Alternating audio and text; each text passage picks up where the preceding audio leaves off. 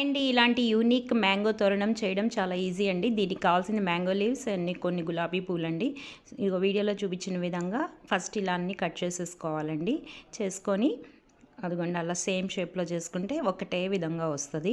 దాన్ని వీడియోలో చూపించిన విధంగా అట్లా పెట్టుకొని కుట్టుకోవచ్చు, లేకపోతే స్టేప్లర్ చేసేసుకోవచ్చు. నేనైతే స్టేప్లర్ చేసుకుంటున్నాను.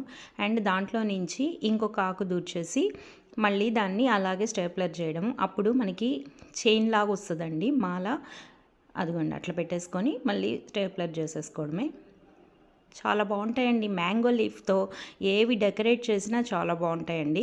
అదిగోండి అట్లా స్ప్రింగ్ లాగా మొత్తం మనకి ఎంత లెంత్ కావాలో అంత లెంత్గా చేసుకొని మిడిల్లో మనకి గ్యాప్స్ కనిపిస్తున్నాయి కదండి, అక్కడైతే రోజెస్ పెట్టుకోవాలి. కింద అయితే మ్యాంగో లీఫ్తోనే కుచ్చులాగా వస్తుంది కదా, తోరణంలాగా, అలా అయితే పెట్టేసుకున్నానండి నేను.